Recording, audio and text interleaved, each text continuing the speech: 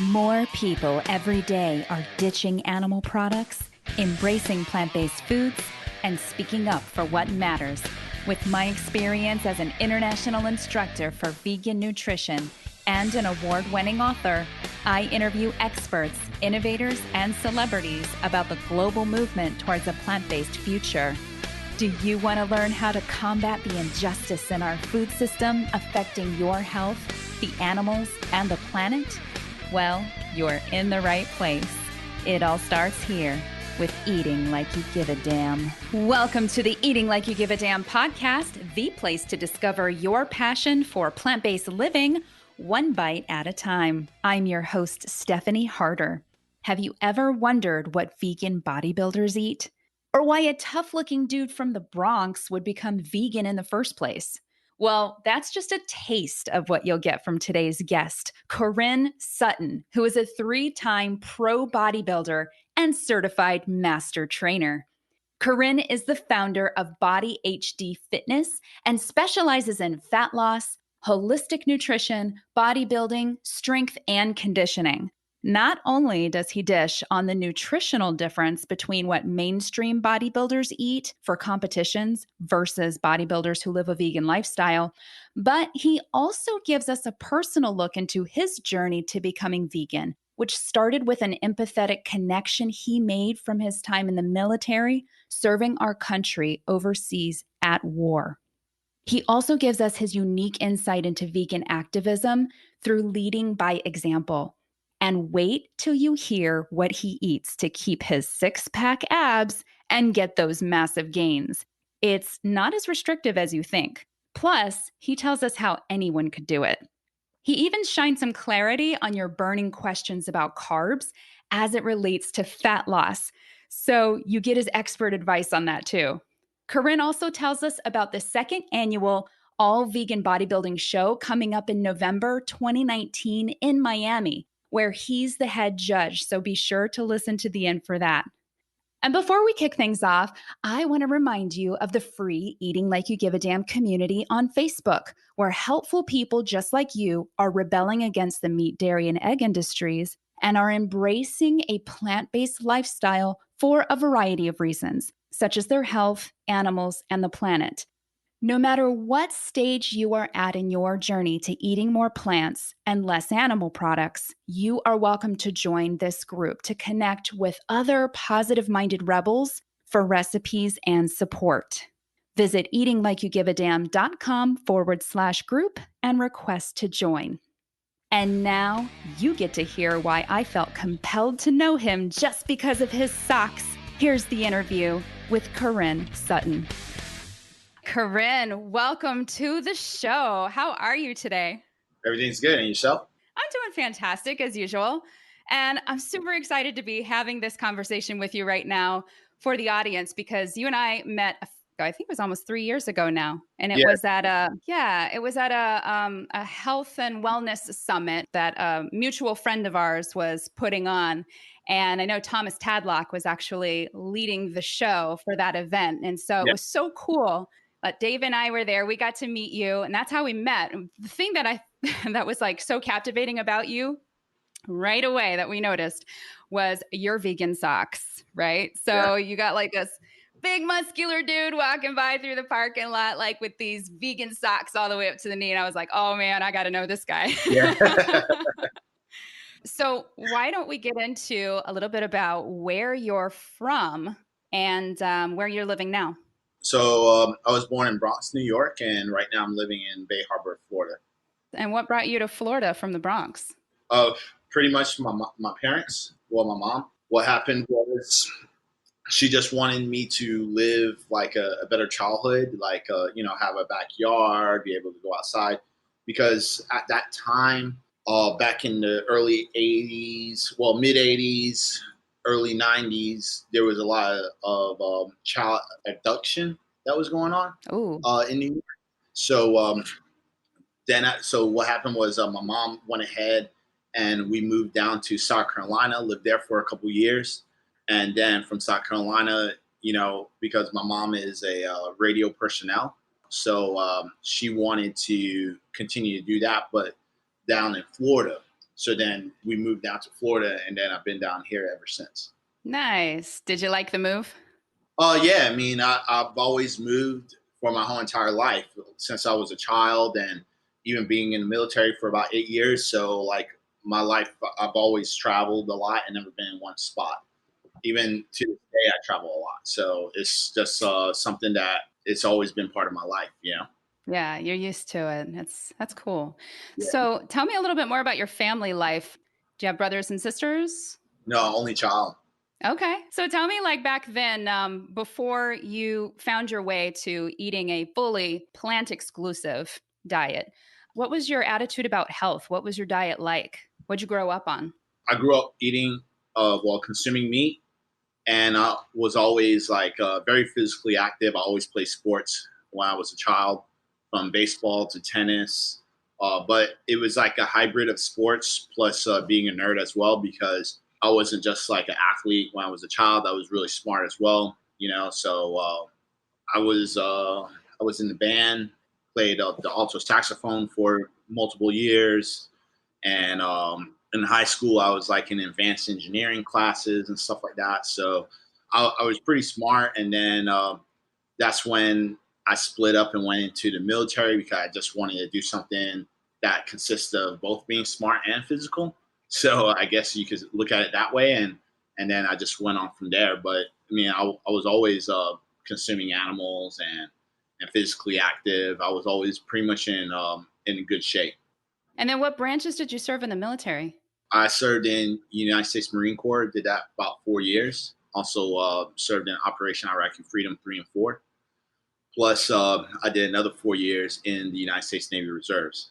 Wow. Well, I can say on behalf of everybody listening, thank you so much for your service. Oh yeah, no problem. I know that's something that you and my husband Dave had in common right away. So it was really cool to see you guys just kind of take off in conversation about all things military. Yeah, he was in the Navy, right? Exactly. Yeah. So then that kind of leads me to like, when was that moment that you had that awakening? Was that during your time while you were serving in the military? Or was it after? It was during when I was in the United States Navy Reserves. The reserves is part time, so you're not on base like full time. That's the difference. Mhm. You only train about 2 days out of the month, but they do offer like a lot of volunteer training, training things you could do while you're doing the part time stuff. But since I was doing it part time, I was going to school Mhm. because I figured since I was doing it part time and I had a time to really do something for myself, get a degree, because when it comes to being in the military, it's like it's a whole nother life. It's a totally different lifestyle. How you live, how you eat, how you talk is all different. The rules, the laws, everything's different. So when I got out and I was doing the reserves, I was just like, let me go to school because I don't have any degree. The only thing I have is a lot of experience, and war experience. You can't really relate to a lot of regular jobs in the outside world. So I wanted to start going to school. And then from there, I was taking a course for public speaking. And that's when I saw Gary Yourofsky. And he's like a huge animal activist. I mean, he doesn't really do a lot of speeches anymore. But that's the guy that I saw in person live. And when he talked about animal ethics, that's when, to me, I realized that I should go vegan, because he just showed like so many things that happens in the factory farming industry that it kind of reflected to a lot of pain and suffering that I experienced when I was in war. So Mm. the same look that an animal has on their face when they're about to die is the same look when someone like a regular person has when they're about to die. And when you see that similarity, it really hits home. And Right. that's when you know that animals are conscious. And I really don't, excuse my French, but I really don't give a shit what other people say when they say like animals aren't sentient or they don't have any conscious or nor soul, because they're absolutely wrong, and they never went to like a slaughterhouse or a vigil ever in their life. So Mm. when people say that, they're just being straight up ignorant about it. So since you got to see, and I'll post a link in the show notes too, to the Gary Yourofsky talk that you mentioned, because Yeah. I know that Dave and I have seen that. It was many years ago, and that was a really powerful catalyst for us. We got to see it on YouTube. You had the pleasure to see it live. So I can only imagine how much more moving that was for you to actually be there and experience that, being in the room with somebody that is coming from such a unique perspective that the mainstream really doesn't know anything about. Mm-hmm. So I'm interested in, like, you're in that moment in listening to this speech or this lecture from Gary Yourofsky. What's the reaction of some of the other people around you? Because you're telling us, like, you connected to that empathy right away. What was the reactions of the people that were in the room with you? Well, some people walked out of the class, and then some people say like, "Oh, I'm going to try it out." But see, the thing is that you could say I'm really good at reading people. It's just like they see it, it affects them, but then a week, 2 weeks later, they're eating hamburgers again, and it's just like some people are just not consciously aware, and that's just because of their environment and their lifestyle. I mean, I have nothing to blame with those individuals just because they didn't go through the same experience I have. Like I've seen a lot of shit. A lot of people don't. A lot of people just all they see, the worst thing they saw is like missing a bus or something, or getting in a fight in a club or some shit. I mean, that's the most violence they ever seen in their life. But I feel like when individuals have actually been through some type of trauma, it connects a little bit better.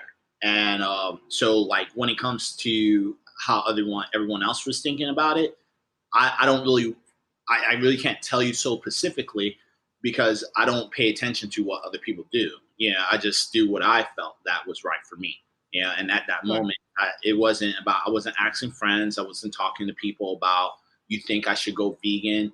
I told myself I'm going to go vegan, and that's it. Like I didn't talk to anyone to try to reconsider that notion. Mm-hmm. I just made my own decision because I'm an adult. So then what about the reactions from some of the people in your close network, like your friends and your mom, for instance? Like what were the reactions? So like my mom, she actually was like, it's funny because with my mom, she wanted me to go vegetarian at one point.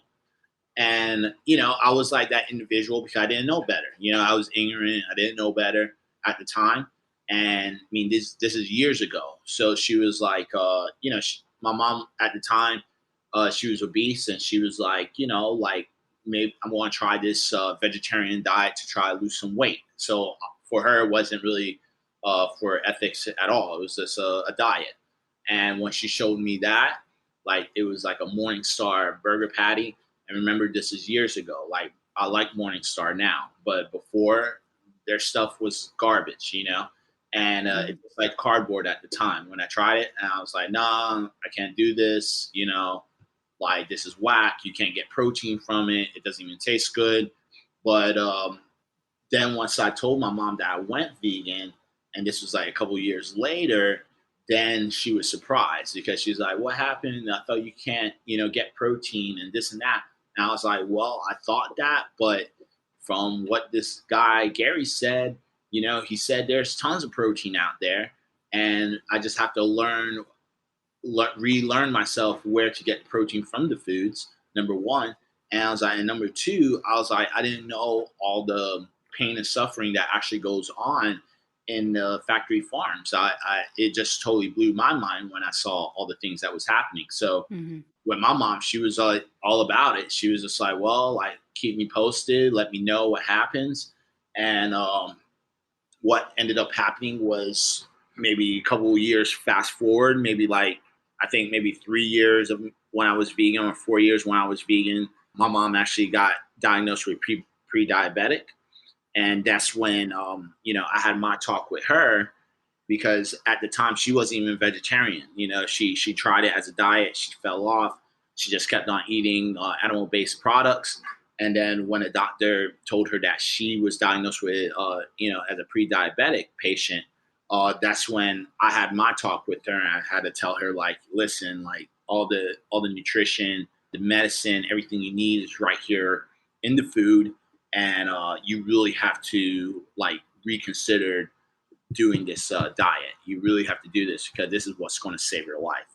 Nothing else Mm. will, and making a long story short, she pretty much I was able to convert her, and she tried it. She lost about 50, 60 pounds from doing it, and even to this day, Nice. yeah, she's still on a vegan diet or lifestyle. Because she's not trying to go back. My mom talks to me. We do Thanksgivings together. We invite friends, and she's very well aware of like a lot of things that happens in the factory farms and to animals. Hmm. Yeah, so she doesn't want to go back either. So would you say that she's more health motivated in order to keep to this change, this lifestyle, or do you think that she's like you? Yeah, I would say she, like in the beginning, it was mostly for health, Hmm. but now she's like coming more towards like, animal welfare and stuff like that. But, she does her own thing. She's not very progressive. Like she doesn't do what I do. She has enough stuff already like on her plate that she's trying to take care of on her own. So, Yeah. and she's older, so she's just doing her and she's living the vegan lifestyle. And she tries to tell her friends and families that's around her about it, but I think that's as far as she really takes it with it. Hmm. you know And she's feeling much healthier and lighter and yeah, it feels a lot better, a lot healthier. I mean, she's not on any medications, stuff like that. Yeah, so she's really good. that's really great. Yeah. So is it safe to say that she has reversed her condition? Yeah, I mean, she definitely reversed it. I mean, the doc, she has to go for her check-ins and stuff like that, just for checkups and make sure everything's good to go. But she's doing her thing, and it actually like turned her whole lifestyle around as well, because what happened at the time when this happened and she got diagnosed, she wasn't really happy at her job. What ended up happening was once she lost the weight and she started feeling a little bit more positive about her lifestyle, and she started going to school, and just last month she graduated, got her associates, and now she's going for her bachelor's because it's just like when she started eating better foods and she dropped the weight, like things just started feeling better. She felt better about herself, she had more self-confidence, and now she's then just sitting down and complaining about a job or complaining about your life. She's actually taking action, just how Wow. she took action with the diet. So I think the diet definitely played a big role because you are what you eat. And now she's going for a bachelor's, so she can definitely get a better job and get out the job that she's currently doing now. Man, congratulations to mom. That all sounds super inspiring right there. Yeah, yeah, she's doing a great job. She's doing a great job. Yeah, no kidding.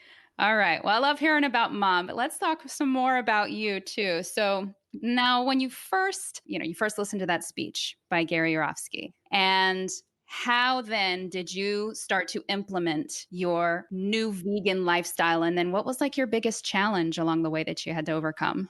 Really just finding a balanced diet. I mean, at the time, I wasn't even. I mean, I was trained. I was doing training, but I was working for like a small boutique gym, and the diet wasn't something I wasn't specialized in diet. So I just knew the basic stuff, like vegetables are good for you, fruits, nuts, seeds, things like that. So I wasn't really paying attention to protein intake and things like that. I mean, first of all, what really happened is I went pescatarian first, and then because once I got home, I wanted to go vegan, but then the protein thing was troublesome because I always worked out.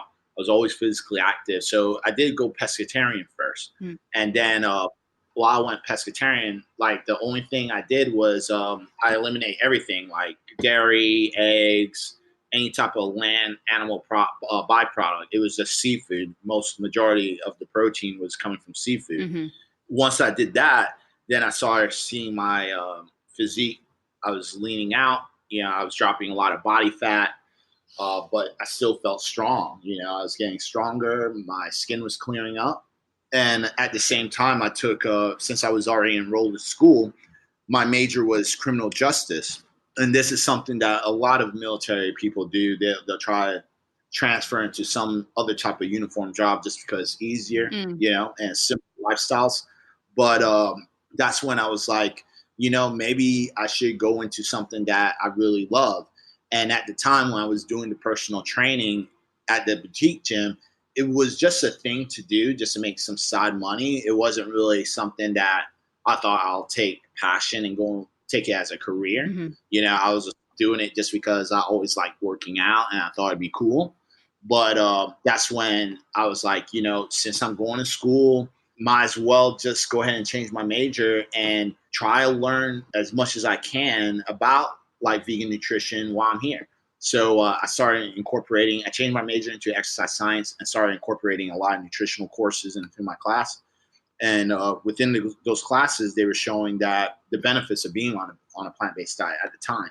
So I would assume that I was going through a lot of different things too, a lot of changes during that time. But that's when I knew that, maybe this is a great path to be on. And the more I learned, the faster I was transitioning back into a plant-based lifestyle. Yeah, so that's pretty much what happened with me. Nice. And then you went off and got yourself a 6-pack, and Yeah. and now today you're a 3-time pro bodybuilder, a health coach, and a certified master trainer. Like, holy cow. Yeah, yeah. I definitely want to go back to school too because I have a certification for sport nutrition, Uh-huh. but definitely want to go back to school for my bachelor's in nutrition, in the nutrition field. Just because I just feel like when you have that degree, it just gives you more credibility to take on more people, Gotcha. But do you find that, right now it seems like you're creating massive success. I go through your Facebook page and your Instagram feed, and I'm looking at all these incredible success stories Yeah. of people that you have helped transform, which is incredible. So you're looking up to sort of open more of an avenue for more people to kind of flock your way. Is that what you're working on? Yeah, because I don't know how it really all works. That's why I want to go to take the nutrition course because when it comes to the clientele, I want to try get into taking actual patients, Mm, versus just like fat loss clients. It's like when you can get that demographic of patients and you can actually prescribe them a meal plan and actually start saying things like I can reverse your disease, because you have to have that degree to actually say that. gotcha. So that's why I want to go into that pretty soon, try to get that. Like I know I can, help a lot of people already what I do, but I think going to the medical field and be able to really help people from that perspective would be like definitely even better, Yeah, that sounds incredibly heart-centered of you, which is really cool because the average person probably seeing a dude like you walking down the street with your big old muscles and your bald head and looking all menacing, and they probably wouldn't think that you have like a heart of a teddy bear. Yeah. So that's cool. I love that they're busting those stereotypes, which kind of brings me to the idea of like, because I know this has got to be on some people's minds. Do you often hear anybody talking about like, oh, well, he probably looks like that because it must be genetic somehow. I could never look like that because, I just don't have it in my genes. What do you say to somebody like that? I hear it from time to time, not a lot, but when individuals say that, I'm just very polite and I just say, hey, man, like, if that's what you think, you're 100% wrong. It's just like if you're having issues of just putting on muscle, maybe you should just work with me so I can show you what I do to help you achieve those goals as well. And it's either they take it or they don't. And the ones they don't, I'll see as a trainer and as a professional. I look at them; they're not ready. They're not serious about themselves and about the goal they're trying to achieve. They just want to, talk shit. And people who really take my offer, they're really serious, and they were probably concerned at the moment. And when, you come off like that, it's like, oh, yeah, man, like you'll train me. Okay, let's do this, and then after that, whatever happens from there, it happens from there. So you're probably talking about like they got to have a big why in order to actually put in, the time, the energy, the effort to get the physique that they're looking to achieve, just like you. So Just out of curiosity, why did you get into bodybuilding? What's your big why? For me, it was mostly because once I became vegan, I wanted to do something to really stand out and show people that you could be healthy because, like when it comes to activism and stuff like that, it's one thing having a great voice and a powerful voice and convincing people like nothing's wrong with that. But I was in the military and it's more than just having a good voice or being a good leader. It's all about you have to practice what you preach. You have to lead by example. So that's something that's always was part of my lifestyle. And I knew that when it came to being on a plant-based diet, these was a lot of misconceptions that a lot of people had. It didn't matter what some of the activists would say when it came to animal ethics. They wanted to see, well, if it's that damn healthy, then can you put on muscle? And some activists, especially the activists that approached me, Gary Yourofsky didn't have muscles, but like I said, I'm different. Like he touched me in a different way, But I figured when it comes to other people, and if I'm trying to do this same message, I want to eliminate any type of excuse that someone would have. So if someone say, well, Korin doesn't know what he's talking about, he's going off of fallacies, like what type of credibility does this guy have? Well, this is why I went to school and I educated myself and have credibility to back that up. Because now if someone says, well, Korin is unhealthy, he's fat or whatever, no, I'm a 3-time pro bodybuilder. I'm not just in shape, but I have tons of trophies to back that up, like at athletic level. And I have 3 pro cards in 3 different natural organizations. Mm-hmm. And natural organizations as well, because I don't want people to say, well, he used steroids. Well, the competitions I do, they test, So I want to eliminate any type of excuse that someone would have to try use against me to say that veganism is bullshit, mm-hmm. So like by doing that, educating myself, gaining the muscle, getting all the credibility to back myself up, it's like it's too hard. It's like it's too hard to argue with me. Yeah. It's really hard. And like even if someone try arguing with me in real life, it's really hard because it's just like, I mean, what else can you have on me? It's not a lot really. Yeah. That's really cool. I love that form of activism. I've talked about this when with my interview with Sexy Fit Vegan Ella Majors. We talk about that attraction marketing method. So when we actually can present ourselves to the public as a vegan advocate, we're presenting ourselves in such a way that others want to look or others want to aspire to be more like in some way or another. And a lot of times, like, in the fitness industry, it is more of that physique, right? That's what most everyday people want to achieve in their lives. So I love that form of attraction marketing, and you do it so well. Oh, thank you. Now, what would you say is like the most asked question that you get? Oh, probably just like, what do you eat? Where do you get the protein? Things like that. Like mostly in the nutrition department, mm-hmm.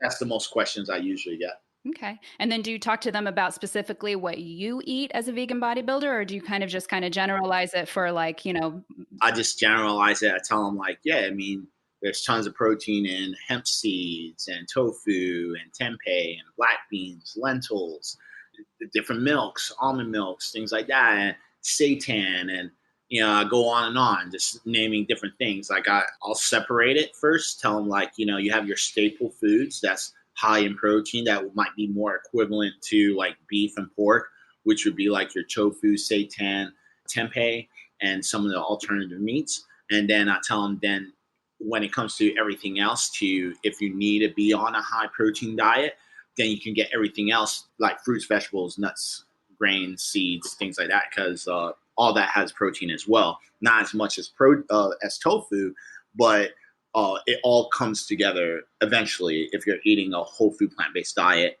and have a diversity when it comes to the foods. So then, just kind of give the audience a little bit of a rundown for, somebody who, they know they need to eat a plant-based diet and they're still not all the way there yet. Maybe they're pescatarian right now, maybe they're flexitarian, but they're, trying to get them gains in the gym and they're trying to shed that fat.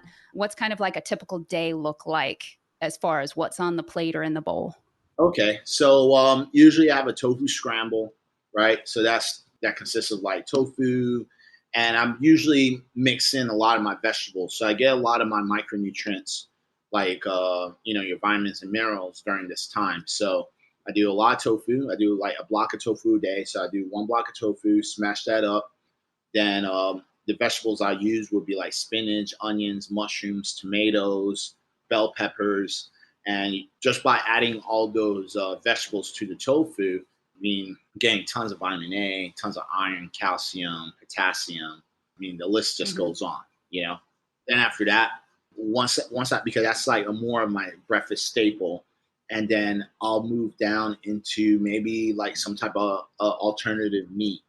So maybe sometimes I might have like chicken tenders, like from Gardein or something like that, or Light Life chicken tenders with like a salad, and then from there, for dinner, I'll probably have like that varies too, but sometimes I might have more tofu and make like another type of like like a Buddha bowl or something like that with some beans and lentils and rice, or maybe I'll make some tempeh strips with the same thing like beans, lentils, rice, greens, things like that.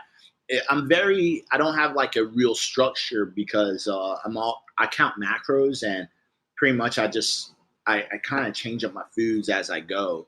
So I mean, I have snacks like power balls and like I said, some alternative meats. Sometimes I have like vegan hot dogs.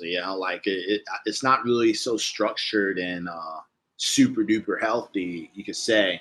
But I do make sure it's enough where I'm not gaining weight. I can still have a six pack. I can still gain muscles from that. So I think for me, it's a lot different versus like some of my clients. Yeah, sure. And I'm sure it's different for you when you're training for an upcoming show or a competition, right? You probably make some adjustments. Not really. There's no real adjustments. I mean, I believe a lot of bodybuilders would say the same when it comes to the vegan bodybuilding world. A lot of these guys would say similar things like myself, that we really don't change anything because a lot of us count macros, Hmm. which is macronutrients, which is like your protein, your carbs, your fats. And when you're just counting that, you're kind of looking at food more of a number versus like oh, I need to eat this clean and stuff. It's more of number. It's a number game. It's math. I mean, calories is a unit of heat. This is how we measure food as energy. So when we're counting macros, that's what we're doing. We're counting the energy intake for the goal that we're trying to achieve. So, I mean, sometimes it could be a delicious meal. Sometimes it could be something boring and bland. I mean, the choice is up to us depending on the proportion we desire to make it fit within our macros. So with me, my diet never changes. I mean, I got ready for shows and I'm sitting in stage eating pizza, about to step on stage, like, and I won. I'm not on these strict diets, where most people who would consume meat, for example, they would do like a boring diet. They either have tilapia, white rice, and broccoli, or chicken and broccoli, or beef steaks and broccoli. Like for some reason, broccoli is always in the equation, Hmm. but it would be very bland, very boring. Nothing. There's no like color. It's just white and brown. Like that's the most, or the only green would be the broccoli. Yeah. And broccoli doesn't have a lot of different vitamins. It only has like a little bit of it has vitamin C, but all the other vitamins it doesn't have. And a lot of these bodybuilders aren't. They're very malnourished when it comes to micronutrients. Yeah, yeah, I can definitely see that. And just hearing you talk about what you see other mainstream bodybuilders eating, when you're talking about the portion of meat on the plate, in my mind now, I'm hearing, saturated fat, cholesterol. I'm hearing all of the things that you probably wouldn't want to consume as somebody who wants to shed fat and get a certain cut and get the striations like you've achieved. And I know that that's possible in the mainstream bodybuilding world, but yeah, it sounds like your diet and lifestyle is so much more liberating, and you're still winning these competitions, whereas Yeah. somebody else has got to be a lot more strict, and like you said, not consuming as many micronutrients, which we know along the line is not going to be good for them later on too. Well, I mean, some of the mainstream bodybuilders, like, their why is a little bit different as well. I mean, for them, they don't care about the food, the taste. They care about just winning. Mm-hmm. And some of these guys are just, I mean, for me to say, like, I'm a bodybuilder, but I'm not that extreme. I don't take it to a sense where I want to be like on Mr. Olympia stage and stuff like that, and take it to the next level just because I know what it takes, and that's really taking illegal substances like steroids and things like that. Oh. And for me, I'm not in bodybuilding for that. That's not my why. My why was never to be on Olympia to try to be the best in bodybuilding. Like, I just know it's impossible. It's very impossible with how they're really treating the sport, especially at that type of level. So for me, it's really about just being a prime example to show people how a natural athlete looks like, and also show about animal liberation and how an individual can be athletic on a plant-based diet. Mm-hmm. That's it. Like, it doesn't go any further than that. I mean, there's other guys that's out there who's trying to do other things and try and prove that. I mean, good luck for them. But for me, it's not like that. So even how I eat, my off seasons, how I train, it's not the normal bodybuilder. So I don't like really saying like I'm like this hardcore bodybuilder, because my training regimens and stuff like that is not like the rest. It's really different. Mm-hmm. Just a present, just to spread a message and just lead by example, but not like I want to like make money off of being a bodybuilder, because I mean, first of all, bodybuilders don't make money. Which is why you're into the coaching. Yeah. So that coaching aspect probably helps you pay the bills and gives you the funds to be able to travel everywhere that you get to travel and eat all the amazing food that you're always posting. Every time I see you out somewhere and I see the plate that you post of all the food, like, I'm just like, oh my God, I need to move where Korin is living right now. Both Dave and I, we do the same thing. We're just like, we need to just move where he lives, like over there on the Miami side of Florida, because over here on the, Clearwater, St. Petersburg side, we have some options. We have some really great options, but man, you always got like so many amazing options that you post. Love it. Yeah. Miami's the place to be. Yeah. We actually got a pizza place that opened up. They have tons of vegan options, like a lot. Awesome. You're still making me jealous. Yeah. All right. So as far as like the type of clients that are attracted to you for the various types of results that they're looking for, what would you say is like the type of client that you work with the most? My demographic is usually ages between 40 and 50, and people who want to either transition or already vegan, and they're just unhealthy and out of shape. Mostly fat loss clients, really. Okay. Yeah. So, and I know that you're an expert as far as fat loss is concerned, because we established that earlier. So how do you work on assessing them? So when they first come to you, they tell you what they're eating and probably what they're not eating, that might be the missing piece that you determine. So how do you assess where they are? Really, I don't even ask that much about the food. It's the assessments I go through is more of the psychological aspect. It's really to see how motivated they are. These assessments is like an hour long, and a lot of questions I'm asking really based on how motivated and how in tune they are, and why they really want to lose this weight. Why they're waiting so long. Why now? Because for me, it's not about just selling the program. It's the commitment to be in the program for them to achieve the goal. So that's why you see a lot of testimonials, because these are people who put in 100% effort. It's not people who's just buying these quick programs just to lose weight. It's a lifestyle change. It's changing the lifestyle and making sure that they're 100% committed to do this. because it's a program. It's not a plan. It's a program. It's not so much on the food portion. It's really making sure that they can stick to something and have accountability for themselves. I think that's what a lot of people are lacking. A lot of people lack knowledge. A lot of people lack personal discipline. A lot of people lack motivation, and also just the psychological aspect of just trying to motivate themselves to get where they want to be. Sure. So then what are the steps that you take them through? Like what is like, say somebody that comes to you for coaching and training, what are the steps that you take them through? They receive a customized meal plan and also a workout plan with, daily accountability. I check up on them, what they're consuming, how they're doing their workouts, what they're doing in the workouts each day. Then after that, every 2 weeks, we do like a phone call check-in, and also a like an aesthetic check-in, like we check their measurements, photos, body fat, their weight, all these things. And then we talk about how the first 14, 15 days went with them through the program, if we need to make adjustments, if the food is too little, if it's too much, are you losing weight, are you gaining muscle, like just to see where their mind's at. And aesthetically, if the program is actually working with them to help them achieve their goals as fast as we can. And really, when I build these plans, it's pretty basic. It's not something too hard and too crazy, because what plays the biggest part is the food.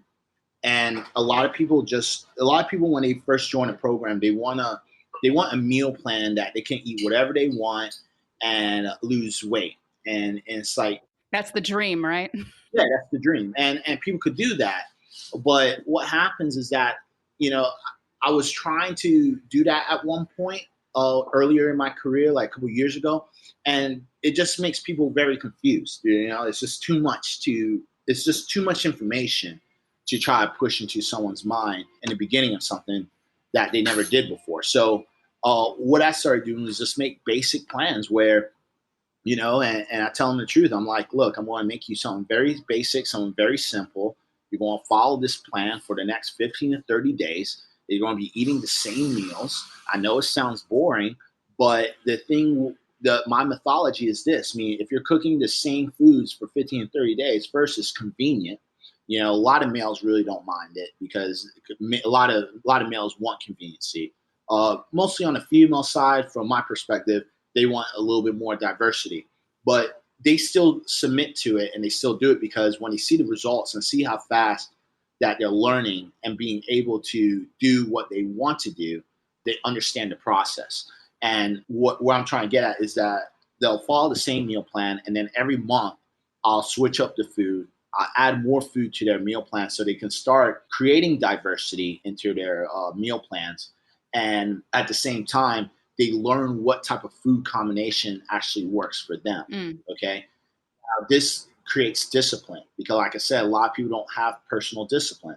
So the only way you can create discipline is making people do the same thing over and over again.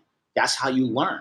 It's consistency, and then once you get it right, then I reward you with more food. I reward you with more calories. I reward you with more diversity, that you can start playing around and start do what I do, because that's why I can eat pizza. That's why I can go to Taco Bell, have vegan burritos. I can go anywhere and eat whatever I want, because I mastered in counting macros. So that's what I try to get other people to do, because my whole thing at the end of the day is, the more you burn, the more you earn. So the more calories you burn, the more fat loss you lose, the more your body is allowed to have more higher carbohydrate foods. And some people think that you could have a lot of high carbohydrates in the beginning of a fat loss journey. And for some individuals, that's not the case, because some people aren't even moving their body high enough.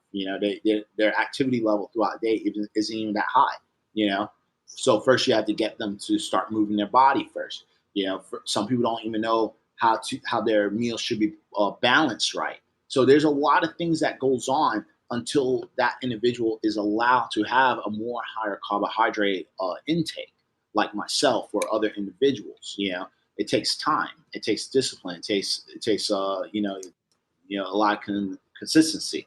Yeah, but once they reach that goal, then they understand like, hey, if I want to have this cake, they're more conscious when they have it. Like they'll have it, but they're not going to have like, let me have two, let me have three, or let me have a cake every single day, because they're going to understand like cake is a refined processed food. It's okay to have it once in a while, and I have to have a certain portion control.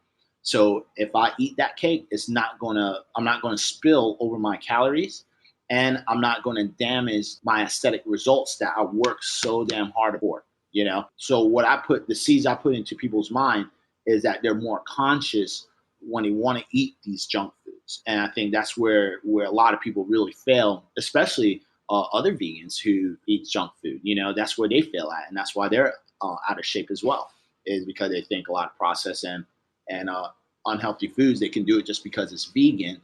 But I always say just because it's vegan doesn't mean it's healthy. So I really try to implement that. To sum that up, you are an advocate of more whole plant-based foods first, and then the occasional processed vegan food. Yeah. Then we start introducing processed stuff and things like that. Even some individuals that, you know, they want to have processed foods, I do that as well. But I show them that it like your whole meal throughout the day shouldn't be like tofurkey sausages. Like every single meal shouldn't be a tofurkey sausage. Yeah, maybe one of those meals could be a tofurkey sausage, and then everything else can be like from tofu and tempeh and stuff like that. Because like some of the questions people say like, but isn't that high in sodium? And I'm like, well, first of all, I'm an athlete, so I'm always sweating and I'm always moving my body. So me having extra sodium is actually beneficial for me. You know, if you're sitting on your chair doing nothing, you don't work out, maybe you shouldn't have that. You know, maybe it is high, because salt actually helps with pushing nutrients throughout your body, and it's the electrolytes. You know, it helps with electrolytes. You need sodium for that. You need it.